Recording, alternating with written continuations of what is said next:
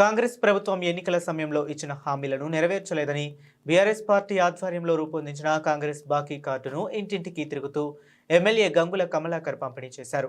అంతకుముందు కరీంనగర్ పట్టణంలోని గాంధీ చౌక్ వద్ద నిరసన వ్యక్తం చేశారు.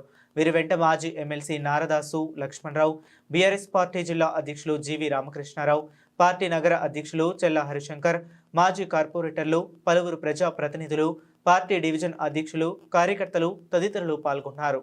పార్టీ ఆధ్వర్యంలో ఈరోజు కాంగ్రెస్ బాకీ కార్డుతోటి ఉద్యమం చేపడదామని చెప్పేసి ఈరోజు గాంధీ చౌక్లో ప్రారంభించడం జరిగింది. ఈ యొక్క బాకీ కార్డు ప్రతి ఇంటికి కూడా మేము పోయి ఇచ్చేసి ప్రభుత్వం మీకు ఎంత బాకీ ఉన్నది అని చెప్పేసి చెప్పే దిశగా ప్రయత్నం చేసి ప్రజలు చైతన్యవంతం చేయాలని చెప్పేసి ఈరోజు ఈ కాంగ్రెస్ బాకీ కార్డు అనేదాన్ని ఒక కార్డు తీసుకొని ప్రతి ఇంటికి కూడా పోవడం జరుగుతుంది. ఆ రోజు ఎన్నికలలో భరోసా కార్డు అని చెప్పేసి ప్రజలను మభ్యపెట్టిండ్రు. ఈరోజు బాకీ కార్డు చెప్పేసి ప్రజలను మీరు మోసం చేసిందని చెప్పే దిశ ఇస్తాము. ఇది ప్రభుత్వము ఉద్దర ఖాతా ప్రభుత్వం. ఇది ఉద్దర ఖాతా అంటే ఉద్దర మీద నడిపిస్తారు. బాకీలు ఎగ్గొట్టే ప్రభుత్వం. నిజంగా బ్యాంకులకు లోన్ తీసుకొని ఎగ్గొట్టితే అది ఎన్పిఏలో పడుతుంది. ఈరోజు ప్రభుత్వము ఎన్పిఏలో పడ్డది. అంటే బాకీ కట్టకపోతే ఆ యొక్క సిబిల్ స్కోర్ డౌన్ అవుతుంది మానవునికి. ఈ ప్రభుత్వం అందరికి బాకీ ఉన్నది కాబట్టి ఎన్నిపేల పడ్డ పరిస్థితి ఈరోజు వచ్చింది. సిబిల్స్ కూడా రేవంత్ రెడ్డి మొత్తం డౌన్ అయ్యే పరిస్థితి వచ్చింది. 23 నెలలైంది ప్రభుత్వం ఏర్పాటు చేసి. ముఖ్యమంత్రి ప్రమాణం చేసాక మొదటి నెల నుంచే ప్రతి ఆడబిడ్డకు 2,500 రూపాయలు ఇస్తున్నారు. అంటే ఒక్కొక్కరికి సుమారు 55,000 రూపాయలు ప్రతి ఆడబిడ్డకు ఈరోజు బాకీ ఉన్నారు. ప్రతి ఆడబిడ్డ కూడా స్కూటీ ఇస్తా అని చెప్పారు, అది బాకీ పడ్డరు.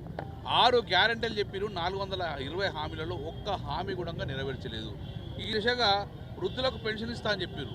ఒక్కొక్క వృద్ధులకు సుమారు 44,000 రూపాయలు కూడా ఈ ప్రభుత్వం బాకీ పడ్డది. దివ్యాంగులకు కూడా మీరు 22 నెలలకు కానీ ఒక్కొక్కరికి 44,000 రూపాయలు బాకీ పడ్డది. షాదీ ముబారకు అందరికి కూడా తులం బంగారం బాకీ ఉన్నది. రైతు భరోసా పేరు మీద ఒక్కొక్క రైతుకు సుమారు 76,000 రూపాయలు కూడా బాకీ ఉన్నది. ఇట్లా చెప్పుకుంటూ పోతే ఒక్కొక్క వ్యక్తికి సుమారు 1,00,000 నుంచి 1,50,000 రూపాయల దాకా ఈ ప్రభుత్వం బాకీ ఉన్నది. మేము ముఖ్యమంత్రిని అడుగుతున్నాం, ఈ బాకీ ఎప్పుడు తీరుస్తావు? ఎన్ని వాయిదాలు తీరుస్తావు? ఒక డేట్ ఇవ్వండి. మాకు నమ్మకం ఉన్నది, అప్పుడో ఇస్తామని చెప్పి ప్రజలు నమ్మకం చూస్తున్నావు కాబట్టి ఏ లోపల మా బాకీ తీరుస్తావు? బాకీ తీరని వాళ్ళ ఇంటికి మున్సిపాలిటీ బాకీ పోతే ఆ ముందట డప్పు కొట్టి ప్రచారం చేస్తారు మున్సిపాలిటీలు. మరి మీ ఇంటి ముందు వచ్చి డప్పు కొట్టమంటారా? ఎప్పుడు ఇస్తారు మా బాకీ తెలుసు అని చెప్పేసి ప్రజలను చైతన్యం పరిస్తే ప్రజలు అవును మాకు ఇంత బాకీ ఉంది ప్రభుత్వం అని చెప్పేసి రేపు ఎప్పుడైనా మంత్రులంగా ముఖ్యమంత్రి కలిసి గిట్ట నా బాకీ సంగతి ఏందని చెప్పేసి నిలదీయాలని చెప్పి ప్రజల చైతన్యం చేయాలనే ఉద్దేశంతో ఈరోజు ఈ బాకీ కార్డు తీసుకున్నాం. ప్రతి ఇంటింటికి వెళ్ళి సప్లై చేస్తాం. ప్రతి ఇంటింటికి చెప్పేసి ఈ ప్రభుత్వం మీకు ఇంత బాకీ ఉన్నది కాబట్టి డెఫినెట్గా రేపు రాబోయే కాలంలో మంత్రులు వచ్చినా, ముఖ్యమంత్రులు వచ్చినా, ఎమ్మెల్యేలు వచ్చినా నా బాకీ తీర్చమని చెప్పి డిమాండ్ చేయమని చెప్పేసి ఈరోజు బాకీ కార్డు చేస్తే ఇప్పటికైనా ప్రభుత్వము అప్పుల పాలు కాకండి. ఎవరికైతే ఇస్తా అన్నదో బాకీ తీర్చండి, లేకపోతే మీరు ఎన్పిఏలో పడతారు.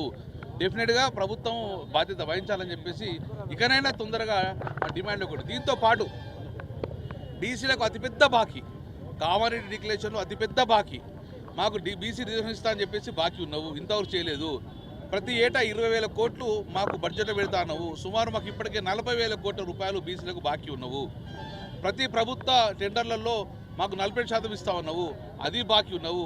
అంటే మొత్తం అందరికీ బాకీ ఉన్నారు, ప్రతి ఒక్కరికి బాకీ లేవు. కాబట్టి నువ్వు అప్పుల పాలైన ముఖ్యమంత్రి, అప్పుల పాలైన ప్రభుత్వం అని చెప్పేసి ప్రజల మధ్యకి వెళ్ళడం జరుగుతుంది. Thank you.